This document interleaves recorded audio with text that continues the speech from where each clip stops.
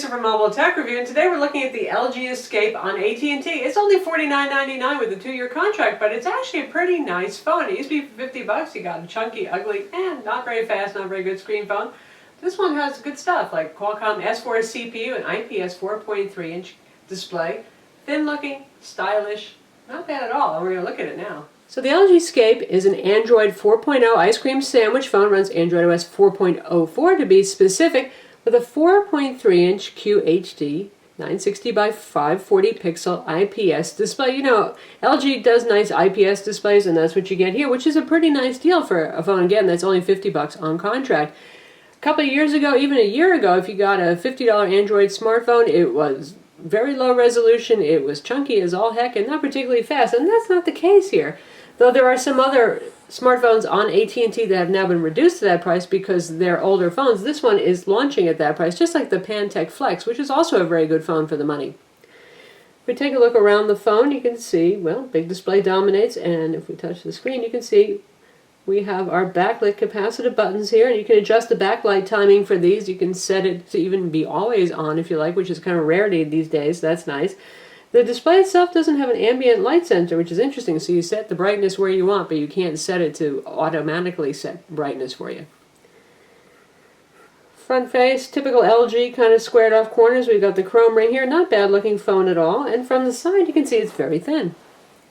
Nice and attractive. Now this is the only design element that visually might be a little jarring. It's kind of a rubbery ring around the side of the phone, but it is textured and, well, it's rubbery, so it's actually very grippy, so I won't complain too much even if it's not the most visually thrilling thing I've ever seen on a phone. I have a volume rocker over here. Up top, the headphone jack, a little microphone hole. On this side, our power button. And nothing going on the bottom except for another microphone hole and your micro USB port. On the back of the phone is gloss plastic with a pattern, which is another thing that LG loves to do. A nice little crosshatch pattern. Here's your speaker hole right here. There's your 5-megapixel camera. Notice there is no LED flash, and this thing is pretty darn shiny, as you can see when I wiggle it right around here. It catches a lot of light. Now, if you want to access the battery and storage expansion slot, you pull off the back. It's always refreshing when you can still actually open up a phone and swap the battery. And there is our 2150 milliamp battery, good capacity, micro SIM card slot, and a micro SD card slot. The phone does not come with a card. It has 4 gigs of internal storage. Just under 2 gigs are available for your use, so not a lot there. You can put documents, photos, videos, and stuff on a micro SD card, but remember that with Android 4.0 and up, applications can only be installed on internal memory, so if you're a real big fan of those 1 gig games or 500 meg games, keep that in mind. There's only so many you're going to fit on this phone. And now to give you a size comparison, granted with more expensive phones, but here we have the Samsung Galaxy S3 4.8-inch display, Android 4.0 also, LG Escape in the middle, and here's the iPhone 5 in white. So you can see that the LG is not that much bigger than the iPhone 5, so for those of you who really don't like big phones, you have small hands, small pockets, whatever the reason may be, LG is relatively pocketable for today's Android smartphones. So for your $50, you actually get a pretty decent phone. 1.2 gigahertz Qualcomm Snapdragon S4 CPU. That's the current generation of fastest Qualcomm CPUs. We have a 1.5 gigahertz in comparison in the Galaxy S3 and the HTC One X on AT&T, and also on the Pantech Flex. That one gets the 1.5 gigahertz version, but the difference between 1.2 and 1.5 gigahertz, you're really not going to feel it all that much. So that's not my biggest concern there. You have a gig of RAM. Again, we mentioned 4 gigs of storage with about 1.79 available for your use. A little slim there, unless you're going to install a lot of big heavy games though. Should be enough to get the job done. Front video chat camera, 5-megapixel rear camera, no LED flash there. LG makes good cameras and they make good camera phones, so even though it's only 5 megapixels, it takes pretty pleasing pictures and it can shoot 1080p video, so you're not going to be suffering too badly with this camera. In fact, it compares pretty well with the Pantech Flex's camera, although that one does get you the LED flash. And it's NFC, and you can see right up here we've got a little NFC symbol. It's the first time I've seen this on an Android phone. It's nice to know when your NFC is on, though it's kind of funny because still there really isn't very much you can do it. There's no wallet, Google Wallet on this, for example, no payments, but you can use it for data transfer or for pairing with the few Bluetooth headsets on the market that actually use NFC pairing. has single band 802.11 BGN Wi-Fi and Bluetooth 4.0 LE. The phone also has the usual GPS, and it comes with Google Maps, and of course if you want to use AT&T Navigator powered by TeleNav, you can do that, and that's about $10 monthly charge. If we take a look at the user interface, pretty much your standard Android here. You have your 5 screens to deal with. There's a bunch of shortcuts that are pre-populating here, and some widgets, music playback widget, the usual Yellow Pages mobile that's bundled from AT&T. Of course you can customize this as you see fit, so you don't want to have the Antutu benchmark on your desktop. Say goodbye to that. You don't like a widget, drag it and trash it, or add new ones. If you take a look at the home screen here, this is actually toned down from some previous LG phones that had little divider sections. Some people didn't like that so much. This is the latest kind of Optimus UI that they've got going. You have your view of all applications. You can switch to just downloads, which can actually save you some time, certainly. And if you want to see the widgets that are available, there they are. We have the standard Google widgets. We have AT&T Traffic and AT&T Navigator. Calendar views, direct dial, Facebook, Google Photos, a bunch of music player widgets, and that kind of thing. So pretty unobtrusive UI from LG. Now here's an interesting little thing up top here. When you first use the phone, you'll see a teeny version of this icon in the upper corner. It'll give you a clue. I wonder what that is. You tap on it, it's going to tell you that this is Quick Memo. Now this probably came from the LG View Plus overseas, and the same 4:3 aspect ratio phablet that's on Verizon, basically. And this is a note-taking app. Now you're going to use your finger. This does not have an active pen or even a stylus that comes with it, but you can use your finger to essentially create a picture of anything. So you can choose your tool here. I want to use the pen tool and say I want to circle this because I think it's just brilliant. So I can do that.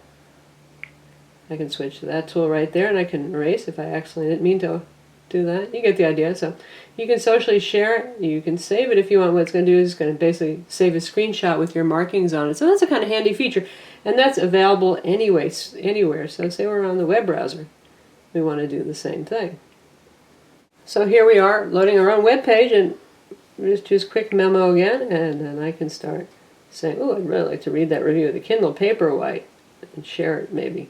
So if I hit share, you can see all the things I can do. I can email it, Facebook it, Gmail it, Google Plus it, send it as text message, send it to Picasa, Twitter, so on, send it via Bluetooth. So that's an interesting little feature that sets it apart, and you might find that useful. So overall, I have to say I like some of these new Optimus features pretty well. The phone has 4G LTE, and as always in the Dallas area, we get very good speeds. You can see our latest run is speed test. We still have one up here. We'll run another one right in front of you though.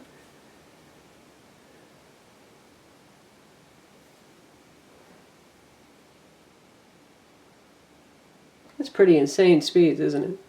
And this is after the iPhone 5 has been let loose on AT&T's network to suck up some of that bandwidth. We've got over 35 megabit down and 19 up. And that's been pretty much representative of our tests so far. So definitely very good data speeds on this phone. A little bit better than the Pantech Flex, as a matter of fact. When it comes to software preload, AT&T's pretty fond of their bloatware. So you can see we've got AT&T Code Scanner. That's a barcode scanner. It actually is pretty useful now that I picked on it. AT&T Family Maps, AT&T Locker, AT&T Navigator, AT&T Ready to Go, AT&T Smart Wi-Fi, and so on.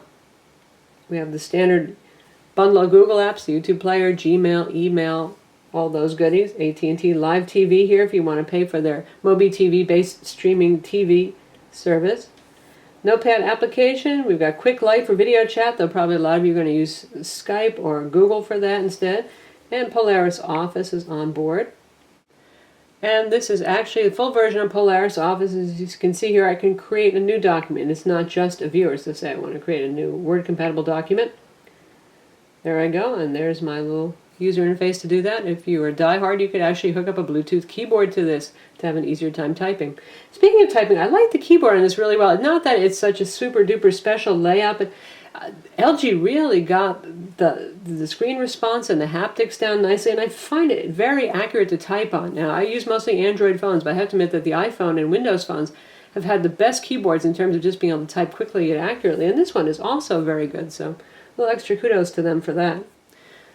When it comes to video playback, playing back online streaming videos, this does HTML5 video. Once again, as we always say, Adobe has pulled Adobe Flash from the Google Play Store as of August 15th. You can still sideload that if you go hunt for it on Adobe's website if you need Adobe Flash Player. Otherwise, you're going to get the HTML5 counterpart, and there's nothing wrong with that. It's actually very high quality, and it's a lot less fidgety than using Adobe Flash on mobile devices. So we'll check out our Fujitsu Stylistic M532 Android tablet video review from YouTube, but obviously it's going to play in HTML5 format. And you can see how responsive this is. Scrolling through, there's lots of pictures. There's a video on here.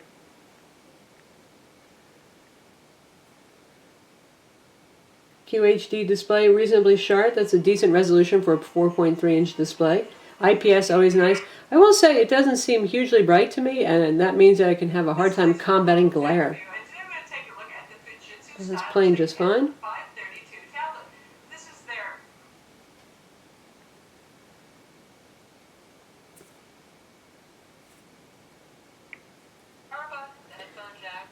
And playing full screen, also just fine. You can play locally stored MPEG-4 videos easily. It works with Netflix as well and some other streaming services. And here's our on-screen dialer. Large, colorful, definitely easy to operate. And we have our usual shortcuts to the dialer, your call logs, your favorites, and all contacts over here. Call quality has been very good on this phone. Really nice, especially considering it's not a very expensive phone. Reasonably good noise reduction, not miraculous there, but it also doesn't mangle your voice and over-digitize it in a noisy environment. It will tend to let some of the noise come through. Not complaining too much about that, but pretty clear, fairly full voice on this. Also a little bit better than the competing Pantech Flex when it comes to the voice quality. And here you can see the camera UI. Obviously we're using the rear camera right now.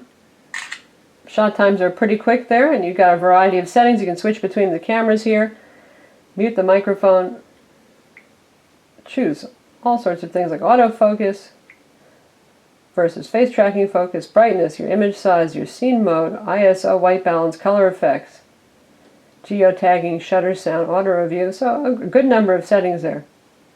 And here we can choose between HDR, nice to have that again on a budget phone, panorama mode, continuous shot mode, or just normal mode, so nice. And if we want to switch to video, we've got live effects here, really weird things you can do with your picture to distort it. Okay, that's not my favorite feature there. Control your EV, zoom in and out, choose your resolution. You can put color effects on here, adjust your white balance, video size, you can see goes all the way up to full HD. And now we're shooting a really exciting picture of our boat.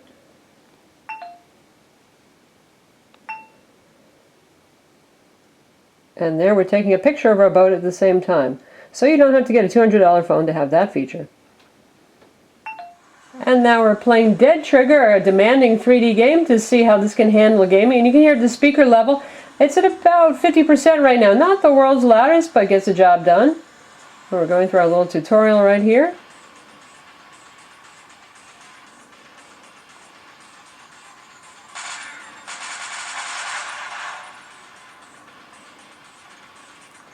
And we'll look for some real zombies to get in trouble with. Plays just fine.